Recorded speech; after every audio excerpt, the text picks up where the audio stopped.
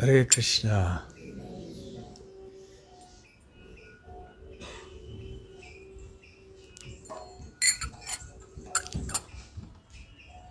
Jaya Radha Madhava Kunja Bihari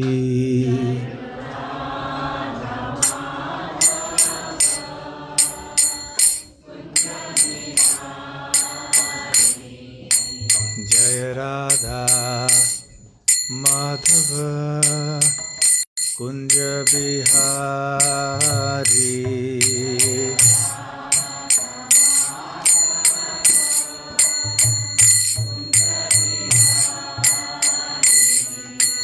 Jaya Gopi Jana Vallabha Girivaradhari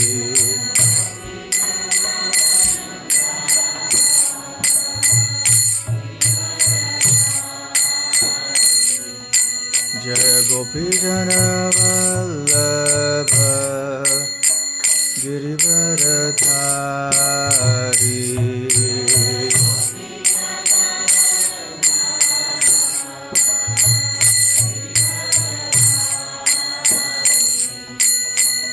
Yashodanandana Brajajana Ranjana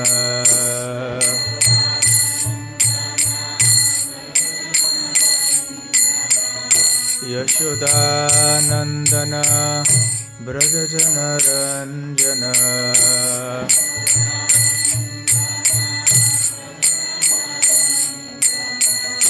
Yamuna Tira Vanachari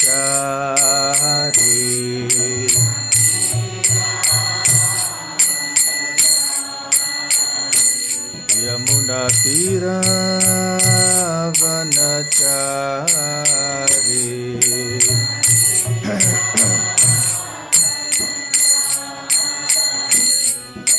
Jaya Radha Madhava Kunja Bihari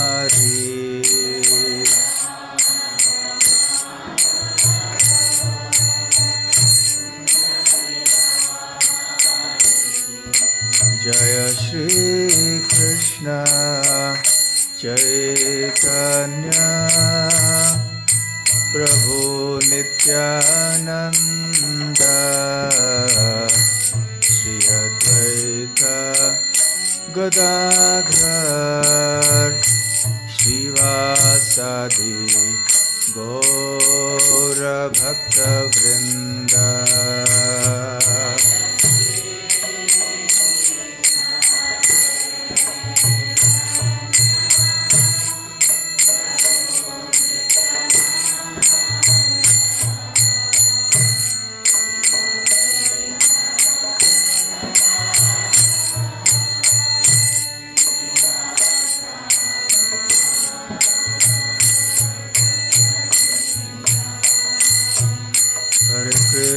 Hare Krishna, Krishna Krishna, Hare Hare,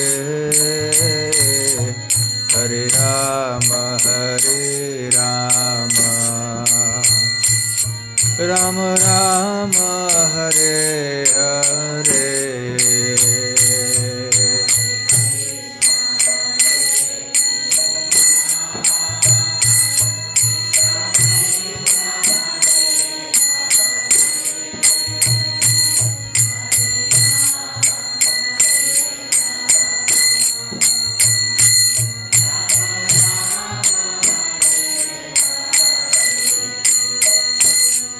Hare Krishna,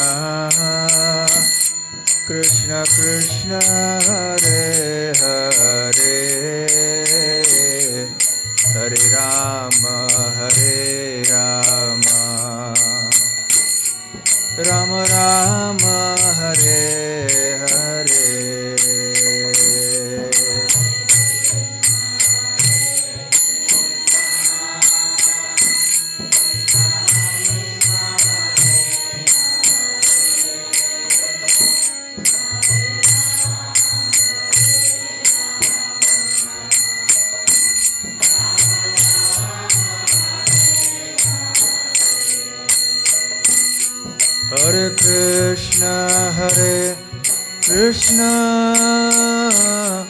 Krishna Krishna Hare Hare Hare Rama Rama Rama Rama Hare Hare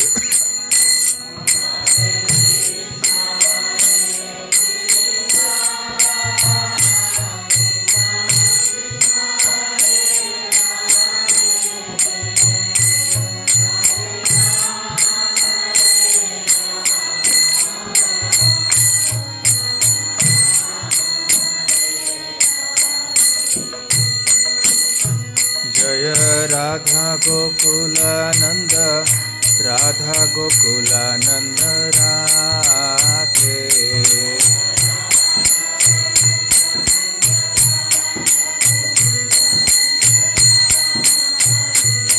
Jaya Gauranitai Jaya Gauranitai Gauranitai Jaya Gauranitai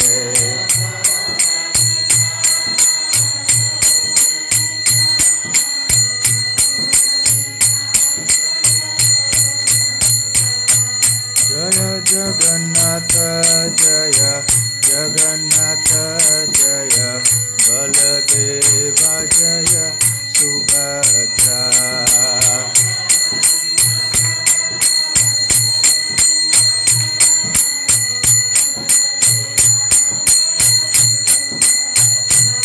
Jaya Jaya Prabhupada Prabhupada Prabhupada Jaya Prabhupada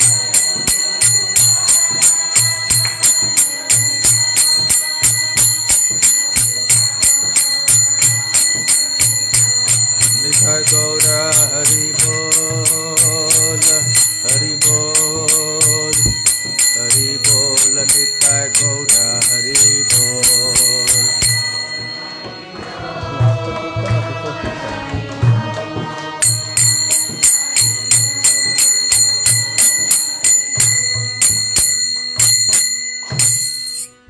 Jayam Vishnupad Paramhansa Parivrajakacarya Stotra Sat His Divine Grace Abhay Charanaravind Bhakti Vedanta Swami Srila Prabhupada Ki Jai Ananta Koti Vaishnava Vrind Ki Jai Shri Shri Radha Gokulanand Ki Jai Shri Shri Gaurnitai Ki Jai Shri Shri Jagannath Baladev Subhadra Mai Ki Jai Granth Raj Srimad Bhagavatam Ki Jai Nitai Gaura Premanande Samaveta Bhakta Vrinda Ki Jai Samaveta Bhakta Vrinda Ki Jai Samaveta Bhakta Vrinda Ki Jai Shri Shri Guru Gauranga Ki Jai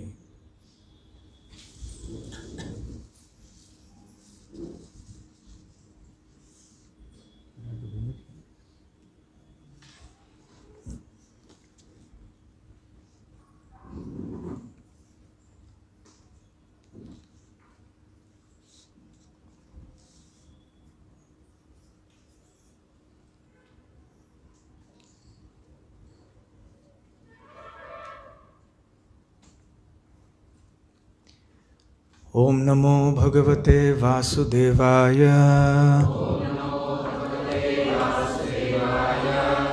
Om Namo Bhagavate Vasudevaya Om Namo Bhagavate Vasudevaya Narayanam Namaskritya Naram Chaiva Narottamam Devim Saraswatim Vyasam Tato Jayamudirayet Nashta Prayeshva Bhadreshu Nityam Bhagavata Sevaya Bhagavatyuttama Shloke Bhaktir Bhavati Naishtiki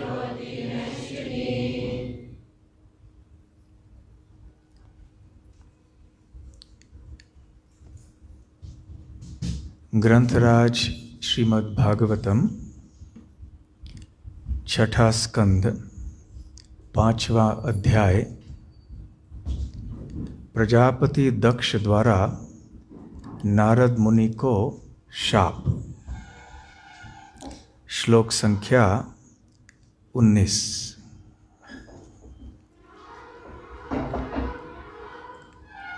कालचक्रम भ्रमे तीक्ष्णं सर्वं निष्कर्षयत् जगत्।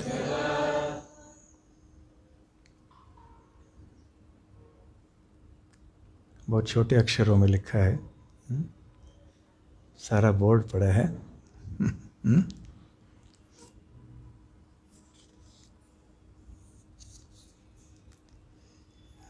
सर्वं निष्कर्षयत् जगत् स्वतंत्रम्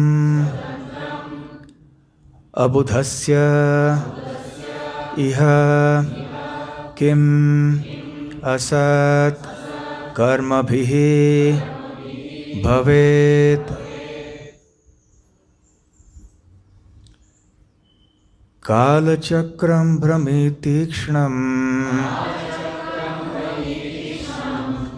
सर्वं निष्कर्षयज्जगत् स्वतंत्रम् अबुधस्येह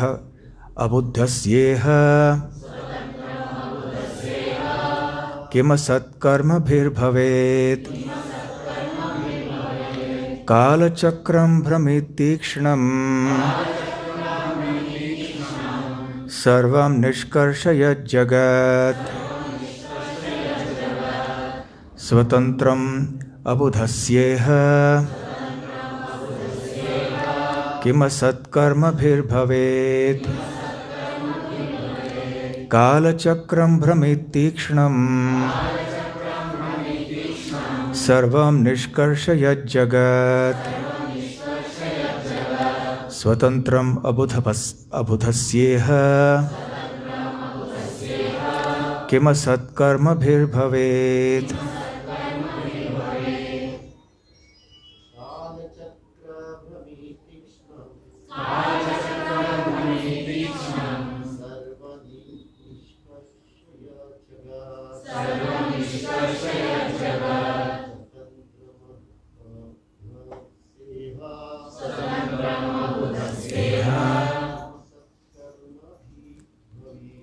किम सत्कर्मभिर्भवेत्। कालचक्रं भ्रमितीक्ष्णं सर्वं निष्कर्षयज्जगत् स्वतंत्रम् अबुधस्येह किम सत्कर्मभिर्भवेत्। माता जी बोले। कालचक्रं भ्रमितीक्ष्णं सर्वं निष्कर्षयज्जगत् स्वतंत्रम् अबुधस्येह किम सत्कर्मभिर्भवेत्। कालचक्रं भ्रमितीक्ष्णं सर्वं निष्कर्षयज्जगत्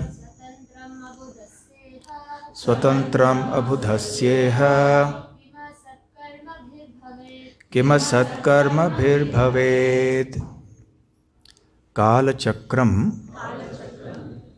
नित्य काल का चक्र भ्रमे स्वतः घूमता हुआ, तीक्ष्णम अत्यंत तेज, सर्वम समस्त, निष्कर्षयत हाँकते हुए, जगत संसार, स्वतंत्रम स्वतंत्र तथा कथित विज्ञानों तथा दार्शनिकों की परवाह न करते हुए अबुधस्य काल के नियम को न जानने वाले का यह इस भौतिक जगत में किम असत कर्म भी भवेत, क्षणिक सकाम कर्मों में लगने से क्या लाभ। श्रील प्रभुपाद द्वारा अनुवाद और तात्पर्य। अनुवाद। नारद मुनि ने तेज छुरों तथा वज्रों से बनी एक भौतिक वस्तु की बात की थी। हर्यश्वों ने इस रूपक को इस प्रकार समझा। नित्य काल बहुत ही तीक्ष्णता से गति करता है, मानो छुरों तथा वज्रों से बना हुआ हो। यह काल अबाध रूप से तथा पूर्णतया स्वतंत्र होकर सारे जगत के कार्यों का संचालन करता है। यदि मनुष्य नित्य काल तत्व का अध्ययन करने का प्रयास नहीं करता तो वह क्षणिक भौतिक कार्यों को करने से क्या लाभ प्राप्त कर सकता है। तात्पर्य। यह श्लोक क्षौरपव्यम स्वयं भ्रमी शब्दों की व्याख्या करता है, जो नित्य काल की कक्षा का विशेष रूप से द्योतन करने वाले हैं। कहा जाता है कि काल तथा लहरें किसी मनुष्य की प्रतीक्षा नहीं करते। महान राजनीतिज्ञ चाणक्य पंडित के नैतिक उपदेशों के अनुसार आयुषः क्षण एकोपि न लभ्य स्वर्णकोटिभिः न चेन्निरथकर्थम नीतिः काच हानिस्ततोधिका। करोड़ों डॉलर देकर भी जीवन का एक क्षण वापस नहीं लिया जा सकता। इसलिए मनुष्य को यह सोचना चाहिए कि यदि वह अपने जीवन का एक क्षण भी व्यर्थ में गंवा देता है तो कितनी बड़ी क्षति होती है। जीवन के लक्ष्य को न समझते हुए पशु की तरह जीवन बिताते हुए मनुष्य मूर्खतावश यह सोचता है कि शाश्वतता नाम की कोई वस्तु नहीं है और उसका 50, 60 या हद से हद 100 वर्षों का जीवन ही सब कुछ है। यह सबसे बड़ी मूर्खता है। काल शाश्वत है और इस भौतिक जगत में फोन कृपया बंद कर दीजिए।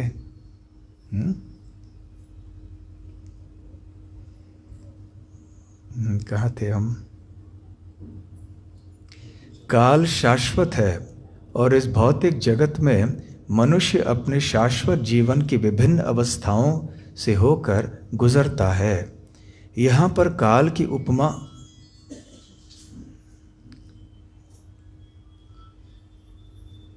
जब मंदिर में आते हैं तो फ़ोन बंद करके आना है, ठीक है? यहाँ प्रवचन में कथा होनी चाहिए, भगवान का नाम होना चाहिए, न कि फ़ोन बार बार बजते रहें। बंद कर दीजिए, अभी बजते मत रहने दीजिए, बंद कर लीजिए उसको।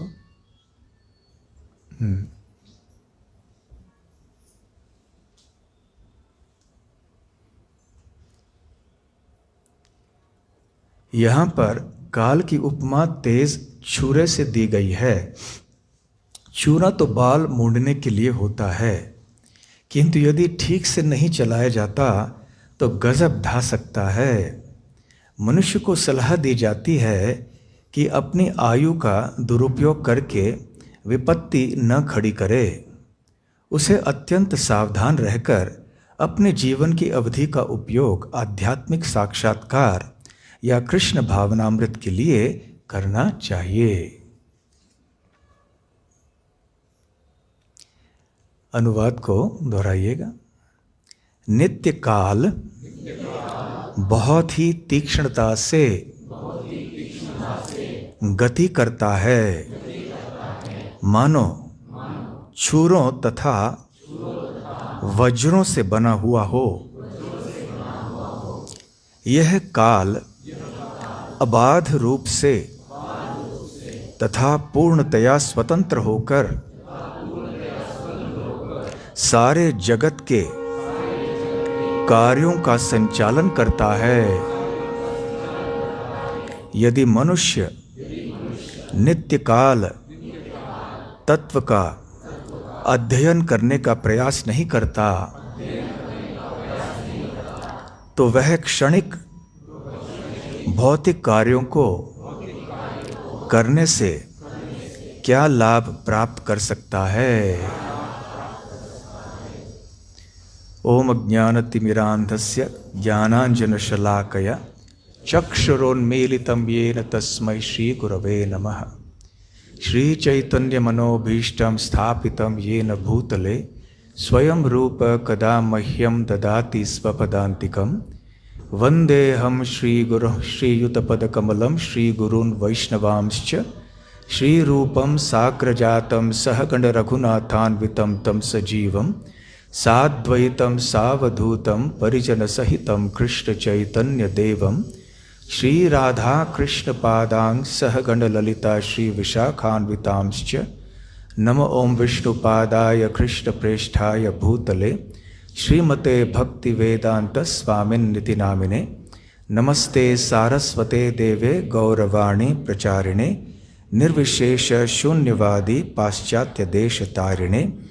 वाञ्छाकल्पतरुभ्यश्च कृपा सिन्धुभ्य एव च पतितानां पावनेभ्यो वैष्णवेभ्यो नमो नमः। जय श्री कृष्ण चैतन्य प्रभु नित्यानंद श्री अद्वैत गदाधर श्रीवासादि गौर भक्त वृंद। हरे कृष्णा कृष्ण कृष्णा हरे हरे, हरे राम राम राम हरे हरे। हरे कृष्णा। बहुत दिनों के बाद अभी रविवार के सत्संग कार्यक्रम को हम प्रारंभ कर रहे हैं, परंतु सारे भक्तों को मंदिर में आना एक ही समय संभव नहीं है कोरोना के महामारी के नियमों के कारण। इसलिए 2-3 सत्संग मंडल के सदस्यों को ही हर एक रविवार को अनुमति दी जाएगी यहाँ पर आने के लिए।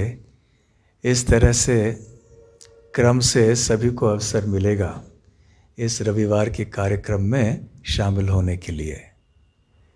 तो खैर, आप में से जितने भी भक्त यहाँ बैठे हैं, आप सबका हार्दिक स्वागत है, और इंटरनेट के द्वारा जो देख रहे हैं आप सबका भी स्वागत है।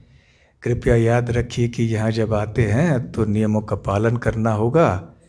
जो प्रवचन दे रहे हैं वो तो रख नहीं सकते, लेकिन कृपया आप अपने मुंह पे रखिएगा, और केवल नीचे नाक के नीचे रखने से कुछ लाभ नहीं है, नहीं पहनने के बराबर है। तो कृपया सही तरह से रख लीजिए। यदि आपके पास नहीं है पहना हुआ तो पहन लीजिए। अभी तक पूरी तरह से खतरा मिटा नहीं है, यद्यपि परिस्थिति में काफ़ी सुधार हुआ है, फिर भी सावधानी की आवश्यकता है।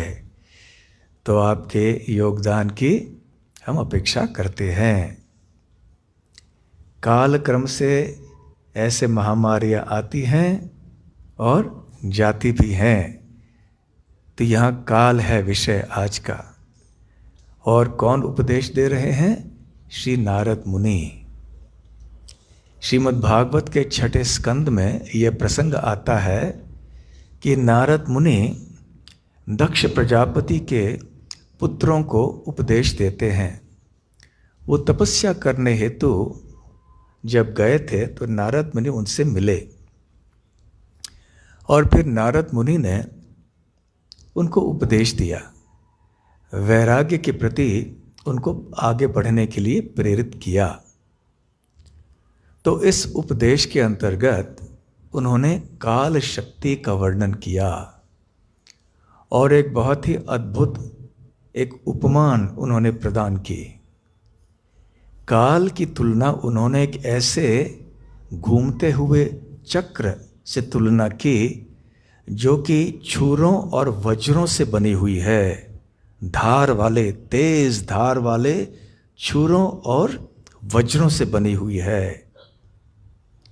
और जब ये घूमता है ये चक्र, तो क्या होता है, जैसे धार वाले चक्र के स्पर्श में कोई आए तो क्या होगा, उसका सब कुछ कट जाएगा ना। बहुत सावधान रहना पड़ता है। हमें याद है अनेक वर्ष पूर्व यहाँ शायद जन्माष्टमी का उत्सव था या रथ यात्रा में लोग आए हुए थे, तो मंदिर के सीढ़ियों के नीचे एक पंखा लगा हुआ था। तो किसी ने गलती से उस पंखे के जो आवरण के अंदर अपनी उंगली डाल दी और उंगली अचानक थोड़ी सी कट गई ऊपर से। बहुत ज़्यादा तो नुकसान नहीं हो, लेकिन उंगली का अग्रभाग कट गया। और उस समय हमारे डॉक्टर भक्त सब उपस्थित थे, तो उन्होंने खैर उपचार तो किया, परंतु जब ऐसे तेज़ गति से एक पंखा भी चलता है जिसमें इतना धार भी नहीं होता है, जो छुरा नहीं होता है, वज्र के समान नहीं होता है, फिर भी इतना असर होता है, तो कल्पना कीजिए यदि कोई धार वाली जैसे तलवार हो, बहुत ही धार वाले तलवार तेज़ गति से चल रहे हों और कोई उनका स्पर्श करे तो क्या होगा, पूरी तरह से चूर हो जाएगा। तो छोटे छोटे छोटे टुकड़े हो जाएंगे उसके। ठीक उसी प्रकार से ये काल चक्र जो है ये कार्य करता है इस दुनिया में। तो यहाँ पर चेतावनी देना चाहते हैं नारद मुनि दक्ष प्रजापति के पुत्रों को और उनके द्वारा हम सबको कि काल बहुत खतरनाक है और काल चक्र के प्रवाह में हम सब हैं, उसके प्रभाव में हम हैं, और किस प्रकार से हमें बच के चलना चाहिए ये बता रहे हैं। सर्वप्रथम हमें ये समझना चाहिए कि ये काल चक्र है क्या, ये काल है क्या। काल का अनुभव तो हम सबको है। जैसे हम कहते हैं कि अमुक समय पर यह कार्यक्रम प्रारंभ होगा या इस समय पे ये रेलगाड़ी छूटेगी, परंतु ये काल नहीं है, ये काल की गणना है। हमारे घड़ी में जब हम कहते हैं देखिए कि समय क्या हुआ, हम कहते हैं 2 बज गए, 1 बज गया, 3 बज गए, तो समय क्या हुआ, इस समय की गणना हो रही है, परंतु ये समय है क्या, ये काल है क्या। काल के प्रभाव को हम जानते हैं, काल के प्रवाह को हम पहचानते हैं। हम सब बचपन से ही इसका अनुभव करते आए हैं कि काल बह रहा है और बहते हुए हम सबको साथ में खींचकर ले जा रहा है। तो वास्तव में ये काल क्या है, ये बहुत बड़ा एक दार्शनिक प्रश्न है। इतना आसान नहीं कि काल क्या है 2 बज गए, नहीं, ये एक लक्षण है काल के प्रवाह का। परंतु वास्तव में ये है क्या जो बह रहा है।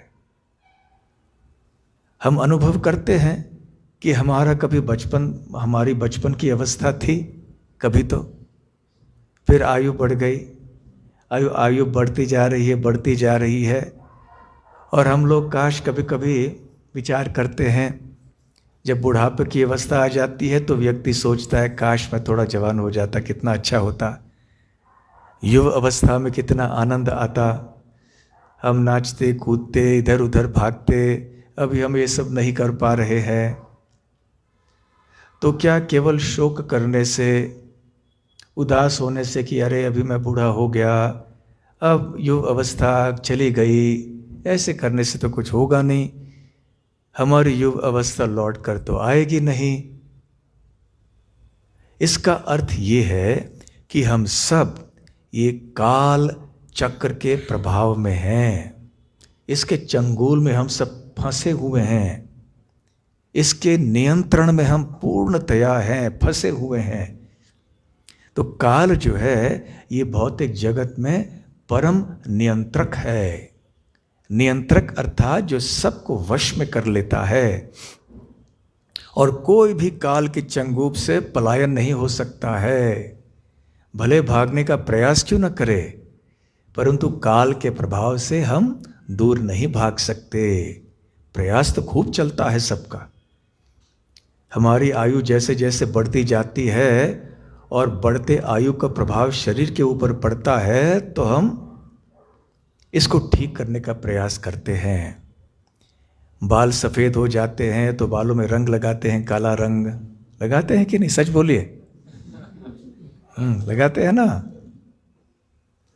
और तरह तरह के बुढ़ापे के जो असर हैं वो दिखाई नहीं पड़े दूसरों को, इसलिए हम कुछ ना कुछ करते रहते हैं। चेहरे पे वो मुरझा जाते हैं तो हम तरह तरह की चीज़ें लगाते हैं ताकि चेहरा बिल्कुल ठीक लगे, बुढ़ापा के लक्षण दिखाई ना पड़े, ताकि ताकत जल्दी आ जाए हमारे शरीर के अंदर। प्रयास तो हमारा खूब रहता है कि काल के प्रभाव को हम टक्कर दें, परंतु क्या करें, कोई भी पलायन नहीं कर सकता काल से।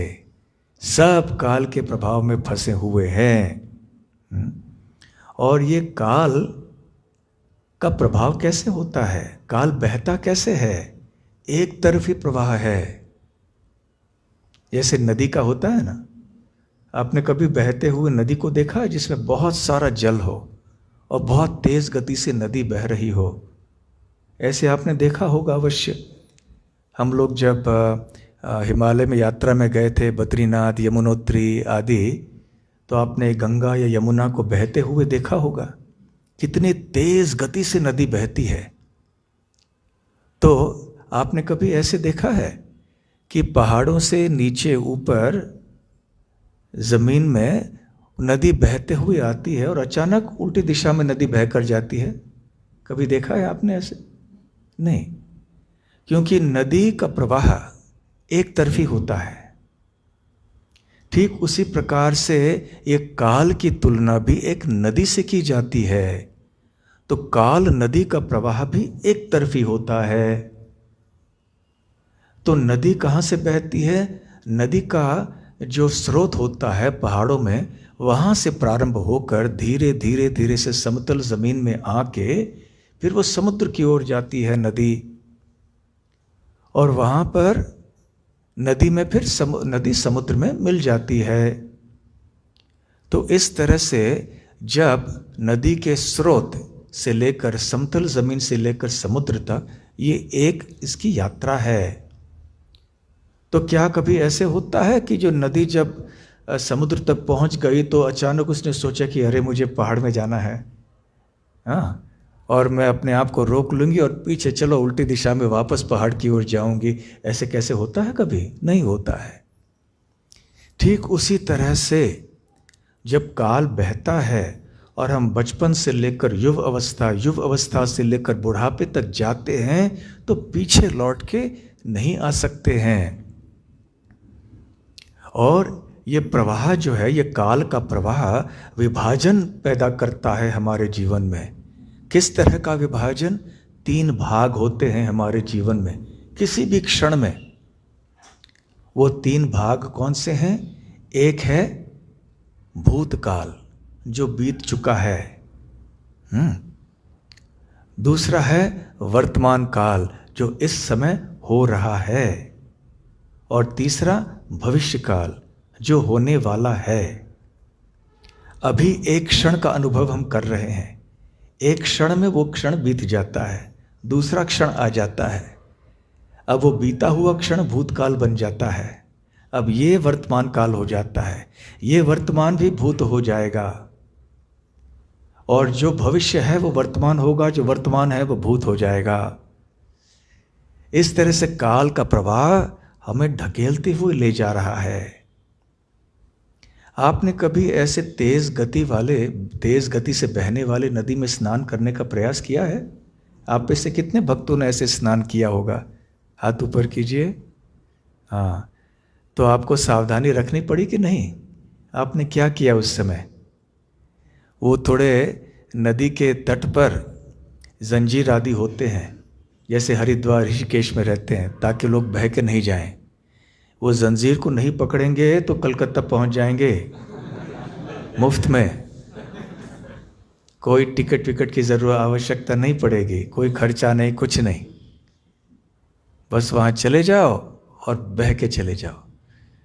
और वास्तव में नदी के तट में जल का प्रवाह अधिक रहता है, बीच के मुकाबले, नदी के बीच के मुकाबले तट में ज्यादा प्रवाह रहता है। और इसलिए जो अंदर जाते हैं यदि वो सावधान नहीं रहें तो बह के जाएंगे। और यदि नदी का प्रवाह बहुत तेज हो तो अंदर भी नहीं जा सकते। और कई बार ऐसे होता है कि लोग पानी के अंदर जाते हैं और बह जाते हैं।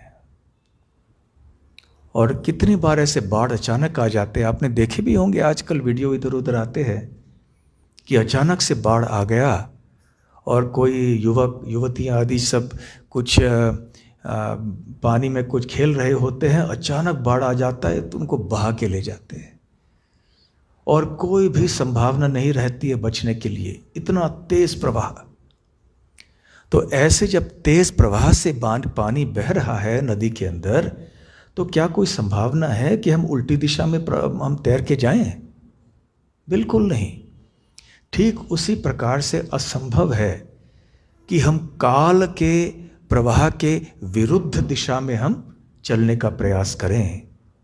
इसलिए हमने कहा कि ये काल की नदी जो है ये एक तरफी प्रवाह बहने वाली नदी है और सबको बहा कर ले जा रही है।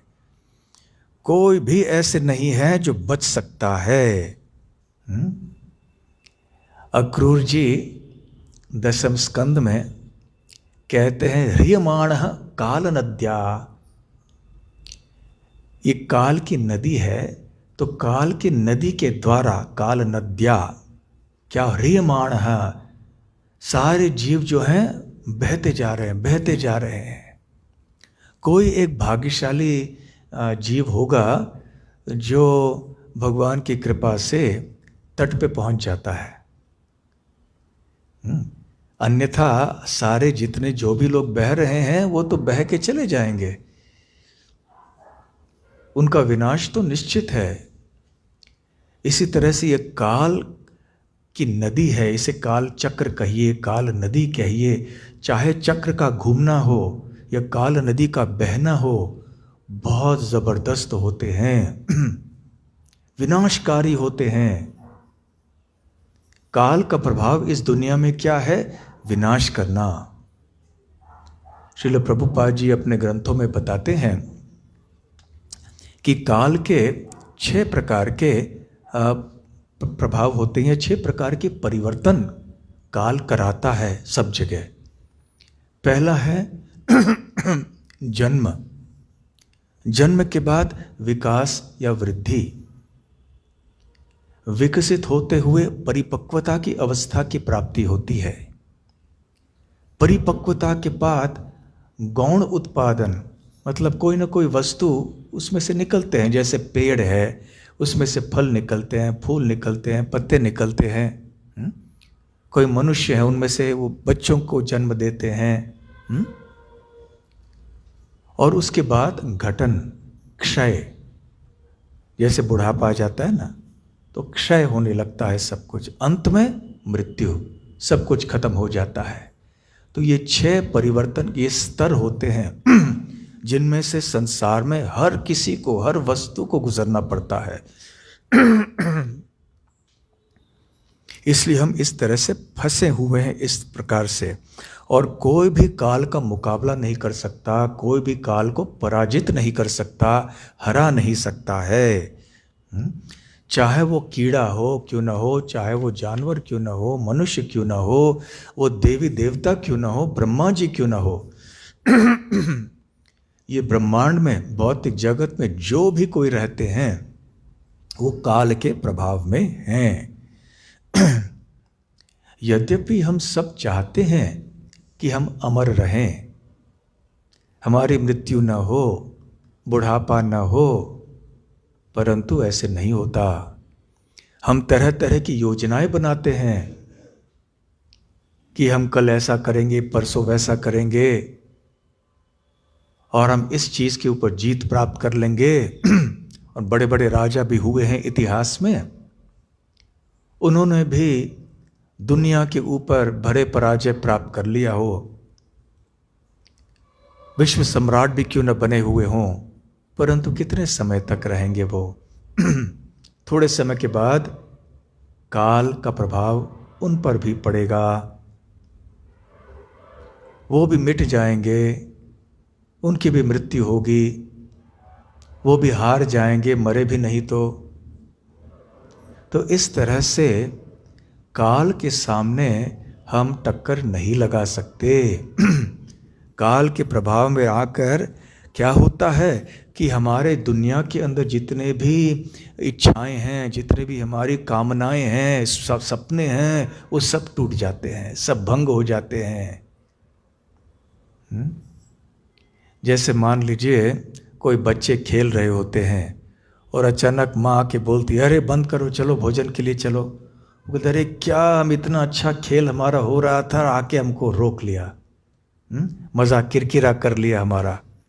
इसी प्रकार से हम लोग सब खेल रहे हैं, सारे बद्ध जीव जो हैं सब खेल खेल रहे हैं। जैसे समुद्र के तट पे जो बालू होता है या रेती होती है, तो बच्चे वहाँ पे तरह तरह के रेती के महल आदि सब बनाते हैं। आपने भी शायद बचपन में किया होगा ऐसे, हमने तो किया है, भरपूर किया है। समुद्र के तट में जाके बहुत कुछ बनाना। परंतु जब समुद्र की लहरें आ जाती हैं तो एक क्षण में हमारा महल खत्म। तब हम रोने लगते हैं, अरे क्या हो गया, मैंने महल बनाया था, अब महल खत्म हो गया। तो वैसे छोटे बच्चे जो खेलते हैं समुद्र के तट पे, वो रेती के महल आदि सब बनाते हैं उनमें, और जो बड़े लोग होते हैं जो वास्तविक इमारतें बनाते हैं, महल आदि बनाते हैं, उनमें कोई अंतर नहीं है। जो छोटे बच्चे होते हैं उनकी जो रेती के महल होते हैं उनको पानी की लहरें खत्म कर देती हैं, और जो बड़े लोग होते हैं उनके जो तथाकथित असली महल होते हैं उनको काल के लहरें खत्म कर देती हैं। तो कोई भी टिक नहीं सकता है। तो काल मजाक किरकिरा करने वाला एक काम करता है। हम सोचते हैं कितना आनंद लेंगे, हम बहुत कुछ करेंगे, सुख पाएंगे, ऐसी योजना में हम सफल हो जाएंगे, परंतु अचानक काल आके अपना कांड कर देता है और सब कुछ नष्ट कर देता है। इसलिए संसार के भीतर ये काल शक्ति जो है रस को कड़वा बना देता है। हम सब रस चाहते हैं ना संसार में, परंतु ये कड़वा हो जाता है काल के प्रभाव में, और हमारे योजनाओं में और हमारे ज्ञान में, हमारे कार्यों में एक अवरोध बन जाता है। अवरोध अर्थात एक अड़चन,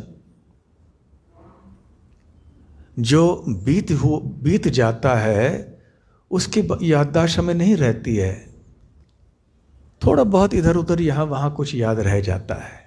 कल जो हुआ वो भी, अब यदि हमें कोई पूछे कि ठीक इस समय पर आप क्या कर रहे थे, तो शायद हमें सोचना पड़ जाए, और मैं क्या कर रहा था, अच्छा हाँ ये समय ये कर रहा था। तो जो बीते हुए साल हैं, हमारे बचपन के साल हैं, उसको हम कैसे याद कर पाएंगे? और पूर्व जन्मों के हमारे जो यादें हैं वो तो है ही नहीं हमारे पास।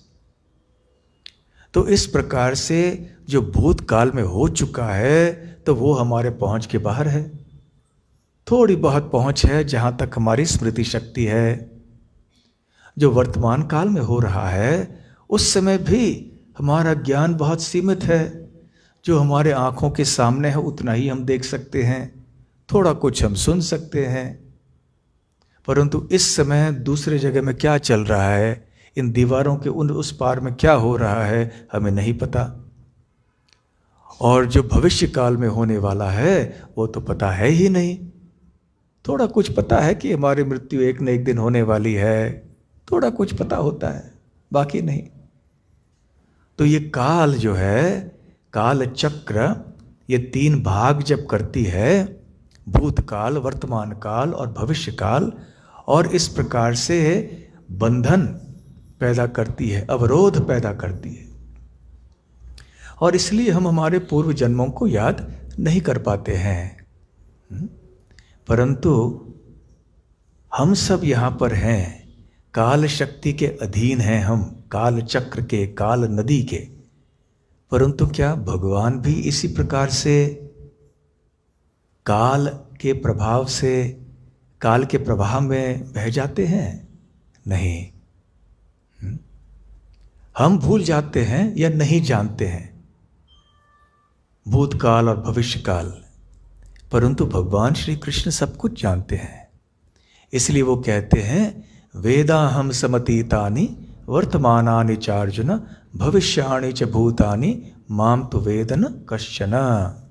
कि हे अर्जुन, वेद अहम, मैं जानता हूँ, समतीतानि, जो बीत चुका है मैं जानता हूँ, वर्तमानानि च अर्जुन, जो वर्तमान में चल रहा है वो भी मैं जानता हूँ, भविष्याणि च भूतानि, भविष्याणि च, जो भविष्य में होने वाला है वो भी मैं जानता हूँ, परंतु भूतानि माम तु वेद न कश्यति।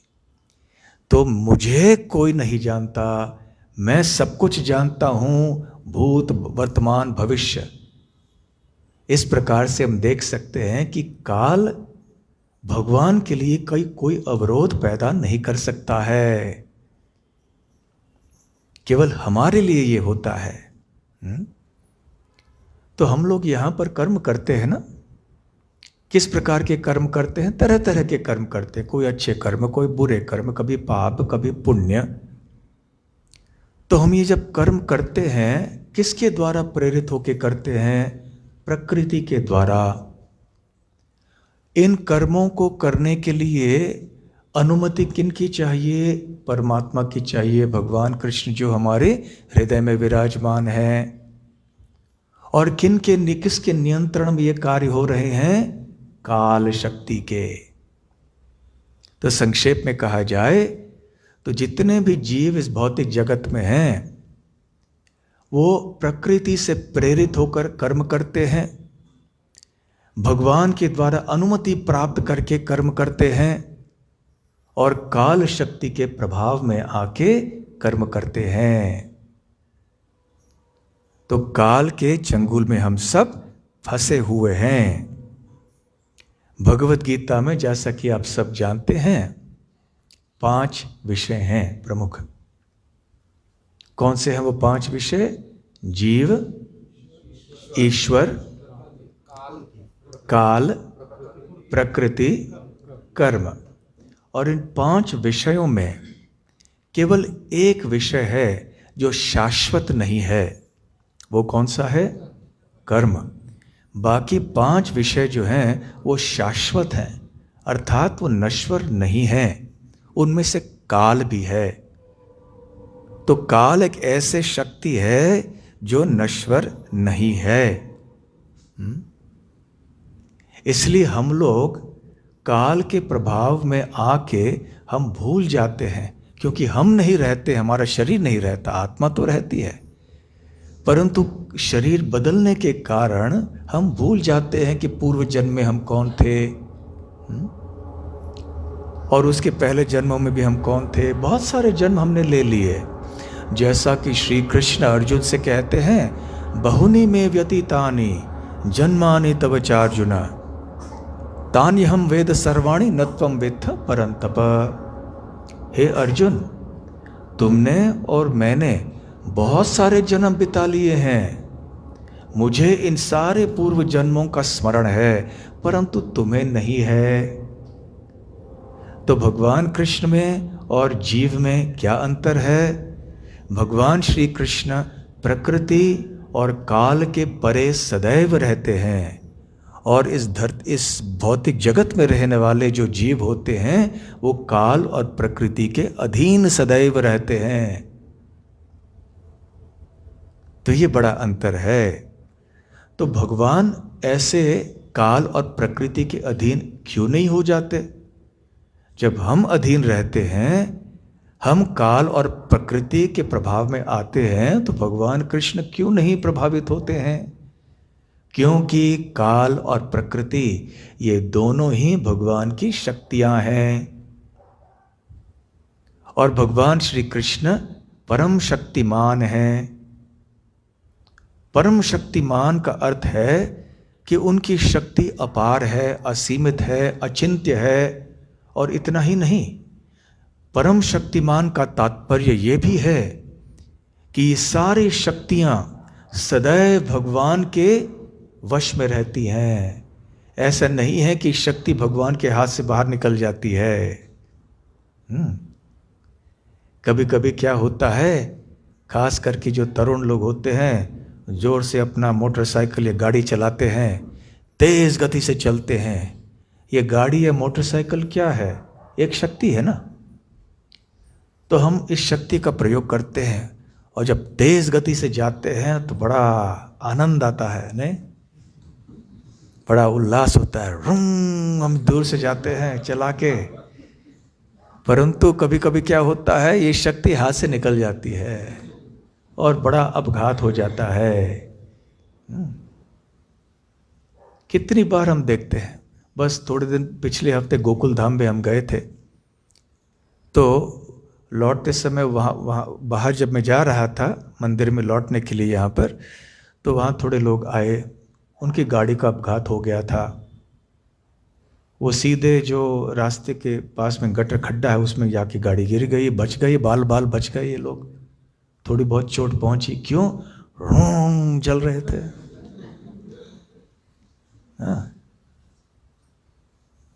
और फिर हाथ से बाहर निकल गया और अपघात हो गया। इसलिए हम सदैव भक्तों को बताते हैं, गाड़ी चलाते समय देखिए, ये मत सोचिए कि भगवान हमारे साथ हैं, हम कृष्ण के भक्त हैं। नहीं। एक पुराण है जिसको कहते हैं वाहन पुराण। इस वाहन पुराण में कहा गया है कि 70 किलोमीटर प्रति घंटे की गति से ज़्यादा चलने से भगवान उतर जाते हैं गाड़ी से। हाँ, तो इसलिए ऐसे झूठे भरोसे पे चल के कि हम कुछ भी कर लेंगे, जोर से चलाएंगे और हमेशा गाड़ी को नियंत्रण में रख पाएंगे, नहीं। हम नियंत्रण में हर चीज़ को नहीं रख सकते, अपने आप को भी नहीं रख सकते, गाड़ी को क्या रखेंगे? अपने मन को नियंत्रण नहीं कर सकते, शरीर को नियंत्रित नहीं कर सकते हैं। परंतु ये दशा जो है, ये भगवान की नहीं है। भगवान परम शक्तिमान होने के कारण उनकी जितने भी शक्तियां हैं वो सदैव उनके वश में रहती हैं, उनकी सेवा के लिए तत्पर रहती हैं। कभी भी भगवान की शक्तियां भगवान की इच्छा के विरोध में कोई कार्य नहीं करती हैं। इसलिए तो कृष्ण भगवान कहलाते हैं ना। यदि सारी शक्तियां सदैव हमारे वश में रहती तो हम फिर बद्ध नहीं होते, हम मुक्त हो जाते। तो ये है भगवान का स्थान। और काल क्या है? काल उनकी शक्ति है। तो भगवान कहते हैं कालः कलयतामहम, भगवद गीता के 10वें स्कंद में। कलयताम अर्थात जो दमन करने वाली शक्ति, दमन करने वाले वस्तु ये शक्तियां हैं, उनमें से मैं काल हूं। दमन करना, दमन करने के लिए बहुत सी चीजें होती है ना, उनमें से काल सबसे खतरनाक है, क्योंकि काल जैसा दमन करने वाला वस्तु कोई नहीं है। भले कोई बहुत शूरवीर और शक्तिशाली राजा हो, अन्य राजाओं को का दमन भले कर ले वो, अन्य राज्यों के ऊपर विजय प्राप्त भले कर ले वो, परंतु काल को वो पराजित नहीं कर सकता। काल उस राजा का दमन कर लेगा। कहाँ गए वो राजा सिकंदर? सारे विश्व भर के ऊपर उसने विजय प्राप्त किया, ऐसे कहते हैं। कहाँ गए वो अकबर? ऐसे जो राजा थे सिकंदर या अकबर, उनको द ग्रेट कहा जाता। Akbar the great, Sikandar, Alexander the great, महान, परंतु नहीं रहे ना। तो काल का प्रभाव इन पर रहता है। काल सबसे बड़े दमन करने वाली शक्ति है। और उसी अध्याय में भगवान कहते हैं एवं एवाक्षय अहम, एवाक्षयो अहम। एव अक्षय अहम, कि मैं अहम एव अक्षय कालो, कि मैं अक्षय काल हूं स्वयं। अक्षय अर्थात जिसका कोई क्षय नहीं होता, जिसका कोई घटन नहीं होता है। अन्य जितने भी चीजें हैं उनका घटन होता है, क्षय होता है, तो काल का क्षय नहीं होता है। भगवान कहते हैं मैं ही वो काल हूं, अक्षय काल हूं मैं।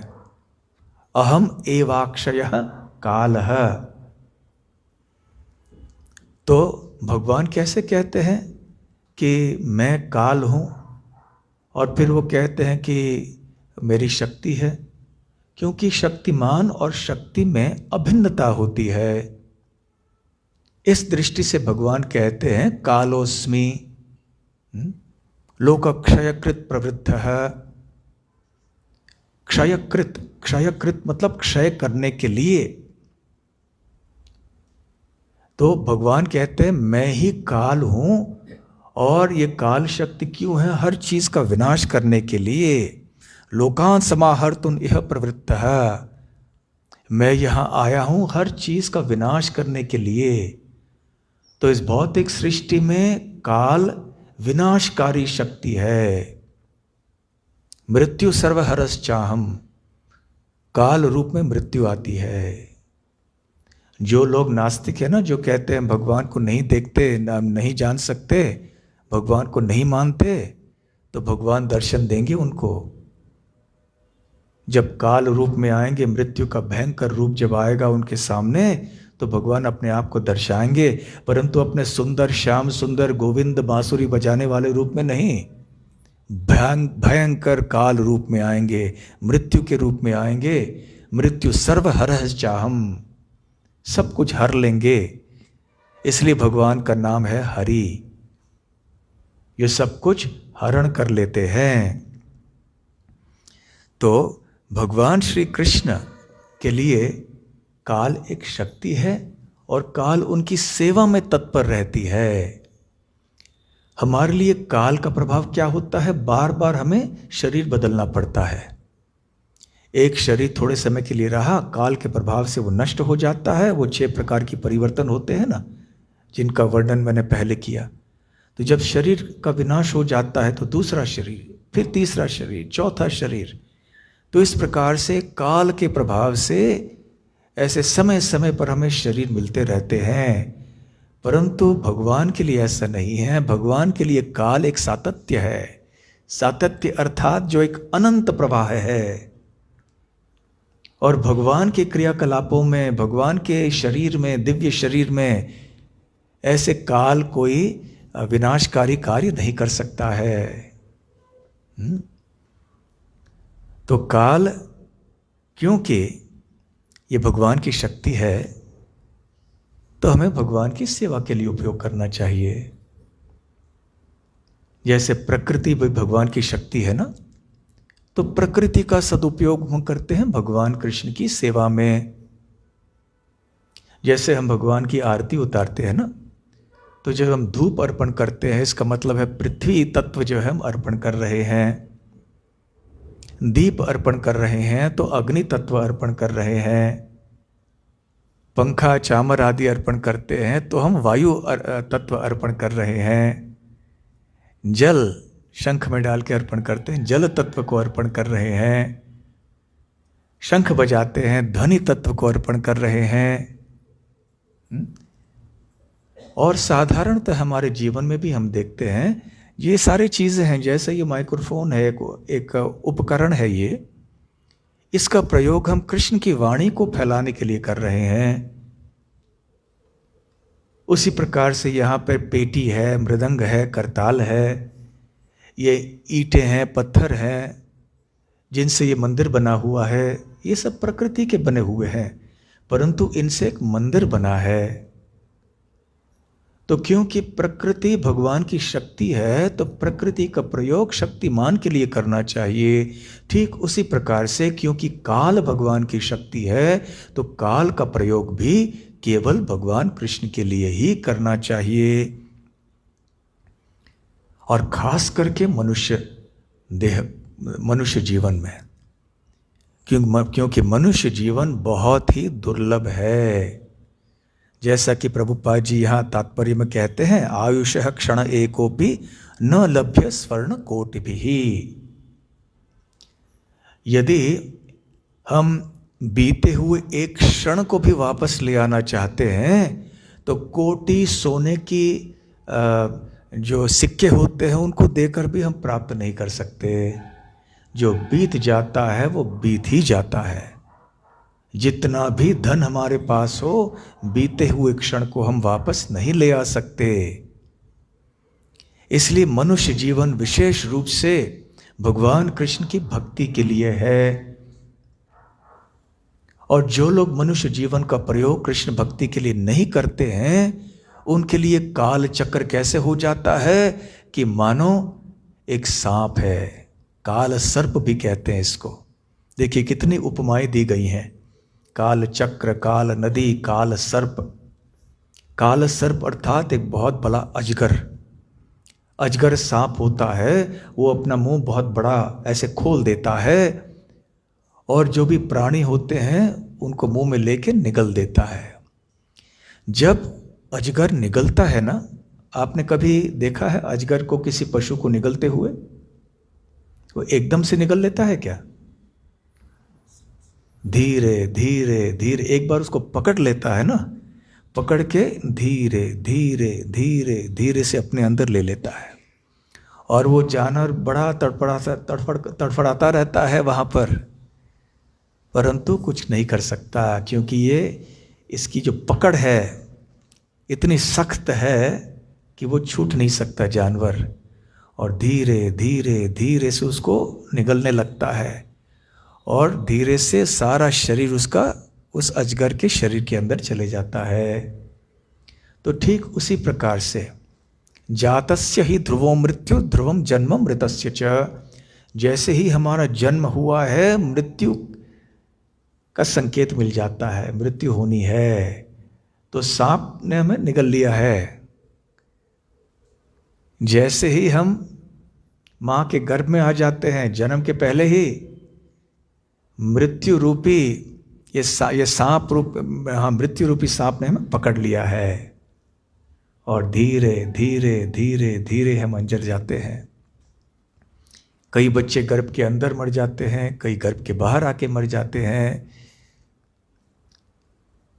फिर कई लोग 100 साल तक जीते हैं, कोई 50 तक, कोई 20 तक। जैसे जैसे जिसके भाग्य हैं वैसे इसके जीवन की अवधि होगी। परंतु बात यह है कि काल सर्प निगलता है, धीरे धीरे हम सबको निगल लेता है और कोई छूट नहीं सकता। इसलिए श्रीमद् भागवत में कहा गया है, आयुर्हरति वै पुंसान उद्यन अस्तम च यन असो तस्यर्थ यत् क्षणो नीत उत्तम श्लोक वार्तया। कि जैसे जैसे दिन बीतता है, सूर्योदय हो जाता है, फिर सूर्यास्त हो जाता है, तो हर एक सूर्योदय और सूर्यास्त के बाद क्या होता है कि जो भी साधारण व्यक्ति है वो मृत्यु के एक दिन निकट पहुंच जाता है, सिवाय उस व्यक्ति के जो अपना समय भगवान कृष्ण उत्तम श्लोक के गुणगान में बिताता है। तस्यर्थे यत् क्षणो नीत उत्तम श्लोक वार्तया। उत्तम श्लोक श्री कृष्ण की वार्ता में यदि हम अपने समय को बिताएं तो उदित होने वाले सूर्य और अस्त होने वाले सूर्य हमें हानि नहीं पहुंचा सकता है। हम अमृतत्व की अवस्था की ओर प्रगति करते रहेंगे।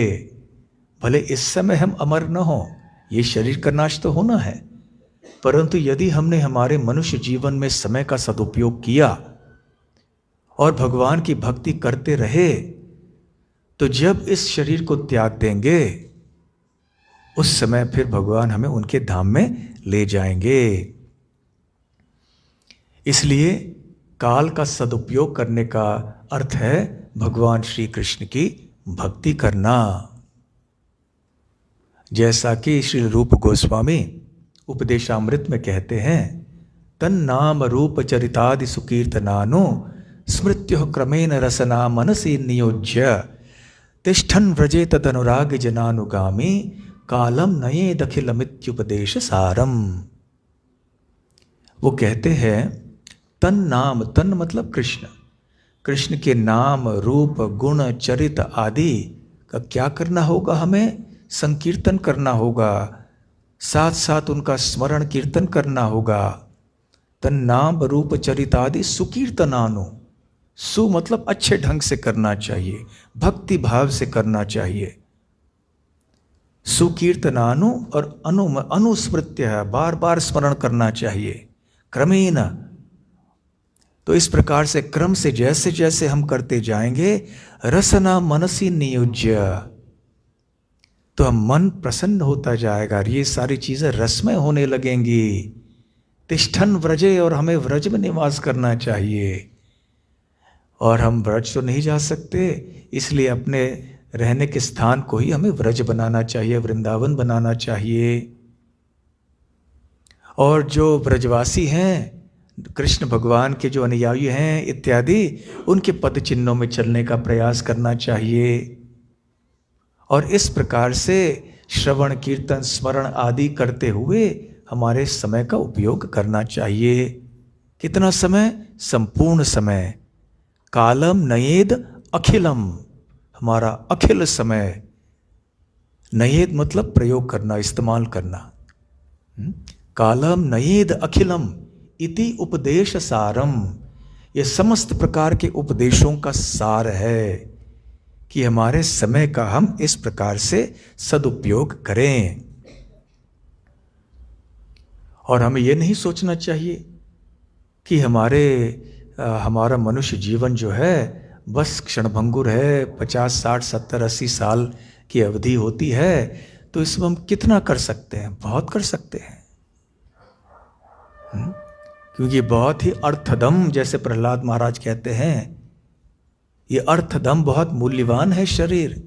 भले हमारे जीवन की अवधि लंबी ना हो देवताओं की तुलना में, परंतु यदि हमने भगवान कृष्ण की भक्ति के रास्ते को स्वीकार किया है, हमारे जीवन को यदि श्री प्रभुपाद जी ने दिए हुए आदेशों के अनुसार हम बिता रहे हैं, तो इस छोटे से जीवन का भी हम उपयोग सही तरह से करके भगवान के धाम को प्राप्त हो सकते हैं। और ये अवसर हो सकता है अनेक देवताओं को भी नहीं प्राप्त हो। काल का अंतर तो होता है। ऐसे कई कीड़े होते हैं जिनका जन्म और सारे जीवन और फिर मृत्यु बस 1-2 घंटे में समाप्त हो जाती है। रात के समय उनका जन्म होता है और सूर्योदय के पहले ही उनकी मृत्यु हो जाती है। हमें लगता है कि उनका जीवन कितना छोटा है, उन्हें ऐसे नहीं लगता है। उन्हें लगता है कि वो अपना संपूर्ण जीवन बिता चुके हैं। उनके लिए 100 साल है, वो 80 साल जो भी है। लेकिन हमें लगता है कि अरे 1 घंटे में सब हो गया उनका जीवन। कितने पशु हैं जिनके जीवन की अवधि कम रहती है, जैसे गाय बैल होते हैं 20, 22, 25 साल तक रहते हैं ज़्यादा से ज़्यादा, फिर उनकी मृत्यु होती है। लेकिन उनको नहीं लगता कि हमारे केवल 20 साल बीत गए। उनको लगता है कि हमारे पूरे 100 साल बीत गए, हमारा पूरा जीवन बीत गया। मनुष्य जीवन में हम रहते 50, 60, 70, 80 साल, 90 साल, और आगे ऊपरी लोकों में जाएंगे तो वहाँ देवलोक के जो निवासी हैं उनके जो 24 घंटे हैं हमारे लिए एक पूरा साल है। तो यहाँ जब 1 साल बीत जाता है हमारे लिए, वो देवलोक में केवल 24 घंटे हैं। तो देखिए काल का अंतर है ना। और देवताओं की तुलना में ब्रह्मा जी के जीवन की अवधि तो बहुत लंबी है। वैसे ब्रह्मा जी की जीवन की अवधि कितनी है, कोई बता सकते हैं? कोई आंकड़ा दे सकते हैं आप इसके लिए? हाँ, सारे ब्रह्मांड की अवधि, जीवन की अवधि है ये, परंतु कोई अंक बता सकते हैं, आंकड़ा? तो करोड़ों में बताइए हिंदी में कितना होगा? 31 लाख करोड़। केवल 31 करोड़ नहीं, 31 लाख करोड़। यह है ब्रह्मा जी की जीवन की अवधि, जो भी देवताओं की तुलना में भी बहुत लंबी है। परंतु ब्रह्मा जी को नहीं लगता कि मेरी जीवन की अवधि इतनी लंबी है। ब्रह्मा जी को लगता है कि मेरे जीवन की अवधि 100 साल की ही है। तो हर एक को अपने अपने दृष्टि से लगता है कि अपना जीवन पूर्ण जीवन है। अपने अपने दृष्टि से सबके 100 साल बीते जाते हैं। तो इसलिए इसमें यह काल की सापेक्षता का विचार भी होता है। जैसे कीड़े से लेकर जानवर, जानवर से लेकर मनुष्य, पृथ्वी लोक के ऊपर, फिर देवलोक, ब्रह्मलोक, और ब्रह्मा जी की जो जीवन की अवधि है 31 लाख करोड़ वर्षों की, वो महाविष्णु के लिए कितना है? एक सांस। और महाविष्णु को नहीं लगता है कि कितना लंबा सांस ले रहा हूं मैं। आप में से जो प्राणायाम करते हैं आपको मालूम है, अनुलोम विलोम करते हैं ना, या नाड़ी शोधन प्राणायाम करते हैं, तो पहले सांस अंदर लेते हैं, फिर सांस को रोक के लेते हैं, फिर सांस को छोड़ते हैं दूसरे नसिका से।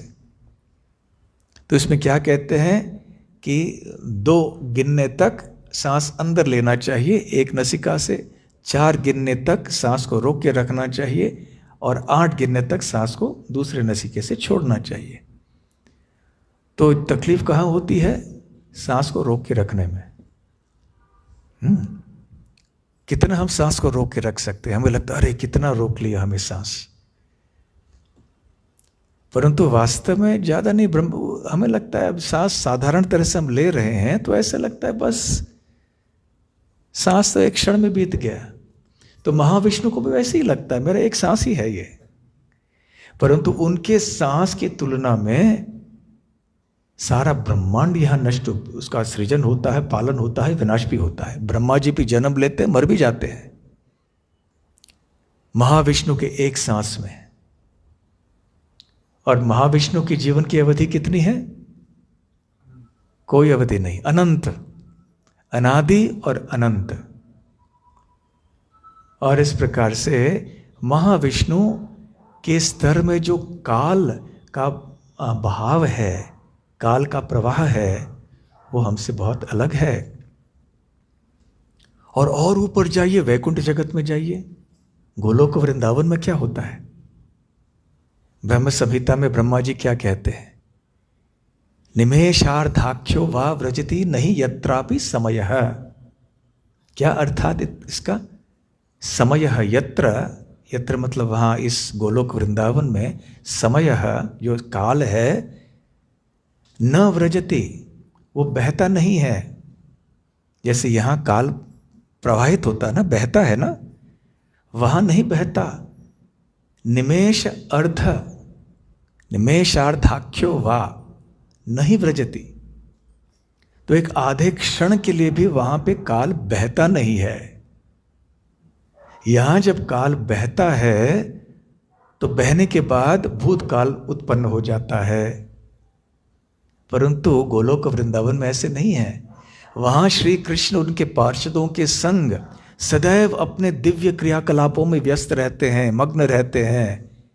क्रियाएं होती हैं वहां पर, लीलाएं होती हैं, परंतु काल का प्रभाव जो है वो उस तरह से नहीं होता वहां पर जैसे यहां पर होता है। यहां पर काल का प्रभाव है विनाशकारी, विनाशकारी शक्ति है, रस को भंग करने वाली शक्ति है। परंतु गोलोक वृंदावन में काल बहता है, परंतु भूतकाल नहीं पैदा करता, भविष्य काल नहीं पैदा करता। वहाँ वर्तमान काल में ही सब कुछ चलता है, भगवान की लीलाएं होती रहती हैं, इसलिए सब कुछ सदैव सब ताज़ा ही रहता है। घिसा पिटा कुछ भी नहीं लगता वहाँ पर। काल का प्रभाव गोलोक वृंदावन में इस प्रकार से है कि वो लीलाओं को रसमय बनाता है, रस की वृद्धि होती है। परंतु भौतिक जगत में क्या होता है? रस को कड़वा बना देता है काल। तो वही शक्ति है, काल शक्ति। परंतु भौतिक जगत में काल शक्ति एक प्रकार से कार्य करती है और गोलोक वृंदावन में दूसरे प्रकार से। जिस प्रकार से महामाया भौतिक जगत में एक प्रकार से कार्य करती है और योग माया आध्यात्मिक जगत में दूसरे प्रकार से कार्य करती है। तो ये जो काल की सापेक्षता है, पृथ्वी लोक में कीड़ों के स्तर से लेकर गोलोक वृंदावन तक, ये इसके बारे में थोड़ा आधुनिक विज्ञान में भी आजकल लोग बोल रहे हैं पिछले एक शतक से। ये तो बात हमारे शास्त्रों में कब से कही गई है। काल निरपेक्ष नहीं है। निरपेक्ष क्या होता है? जो किसी अन्य वस्तु के ऊपर निर्भर नहीं है। परंतु काल निर्भर है पृथ्वी लोक के ऊपर, स्वर्ग लोक में, ब्रह्म लोक में, महाविष्णु के स्तर में काल का अंतर है ना। तो काल निर्भर है परिस्थिति और स्थान के ऊपर। तो ऐसे एक सापेक्षता, निरपेक्षता नहीं, सापेक्षता है काल का यहां पर इस भौतिक जगत में।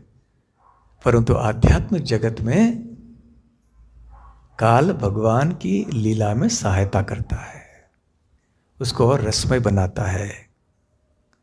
यदि हमें भी काल के उस रूप को देखना है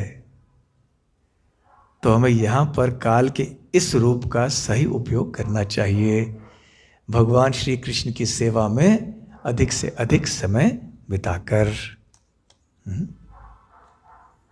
हरे कृष्ण कृष्ण कृष्ण हरे हरे, हरे राम राम राम हरे हरे। हरे कृष्ण। कोई प्रश्न है क्या आपके आज के प्रवचन से संबंधित? हाँ।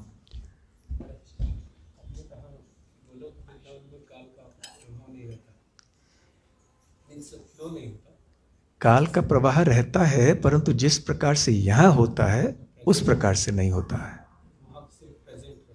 हाँ, प्रेजेंट कंटिन्यूस, जो वर्तमान और चलता है, फिर वर्तमान ही चलता है। ये हमारे चिंतन शक्ति के बाहर है। ये कैसे हो सकता है?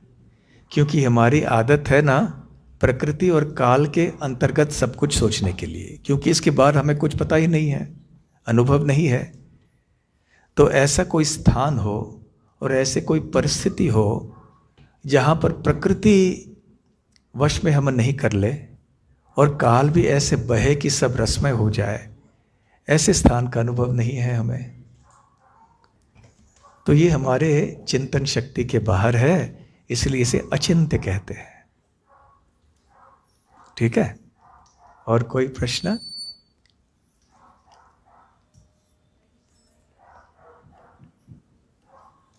हाँ, पूछिए।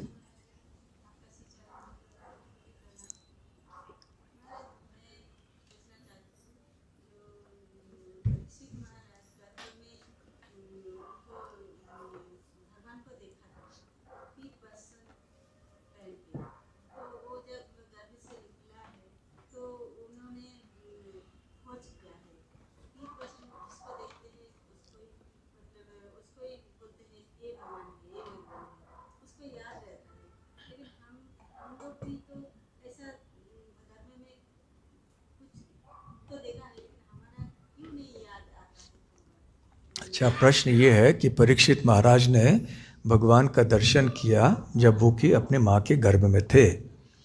जब हम माँ के गर्भ में होते हैं और हम बाहर आते हैं तो हमें क्यों नहीं याद रहता? क्यों हमारी रक्षा करने के लिए भगवान हमारे माँ के गर्भ में नहीं आए थे और हमें दिखे नहीं वो? हाँ, परीक्षित महाराज को दिखे, क्योंकि जो ब्रह्मास्त्र छोड़ा था अश्वत्थामा ने परीक्षित का वध करने की, हत्या करने के लिए, वध नहीं, हत्या करने के लिए, तो उस समय श्री कृष्ण परीक्षित की रक्षा करने के लिए उत्तरा के गर्भ में प्रविष्ट हुए और गर्भ से गोल गोल गोल घूमने लगे अपने चतुर्भुज रूप में, प्रकाशमान रूप में। और परीक्षित जो बच्चे थे वहाँ पर, वो देखते रह गए आश्चर्यचकित होकर कि ये कौन है, कौन है। तो वो दृश्य परीक्षित ने देखा, हम नहीं देखते। हम साधारण जब जन्म लेते हैं तो हम में से कोई नहीं देखता ऐसे दृश्य। ठीक है। हाँ,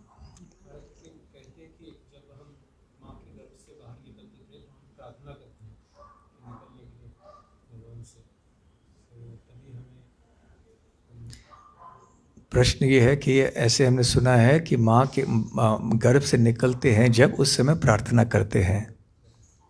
नहीं, ऐसा नहीं है। माँ के गर्भ से निकलते हैं तो सारी प्रार्थनाएं भूल जाते हैं, जो भी हैं भी।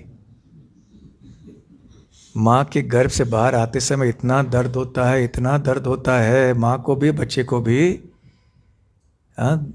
दोनों सब कुछ भूल जाते हैं।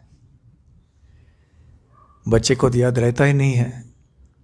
और बच्चा जब माँ के गर्भ में रहता है तब उसकी बाह्य चेतना जब प्रकट होने लगती है 7वें महीने में लगभग, तो विरला ही कोई ऐसे दुर्लभ होगा जीव जो ऐसे प्रार्थना करता है जैसे कि श्रीमद् भागवत में वर्णन है। श्रील विश्वनाथ चक्रवर्ती ठाकुर कहते हैं कि प्रत्येक जीव इस प्रकार से प्रार्थना नहीं करता है। जो विशेष कोई जीव हो वो मात्र ऐसे प्रार्थना करते हैं क्योंकि उनकी चेतना उतनी विकसित हुई होती है। ठीक है।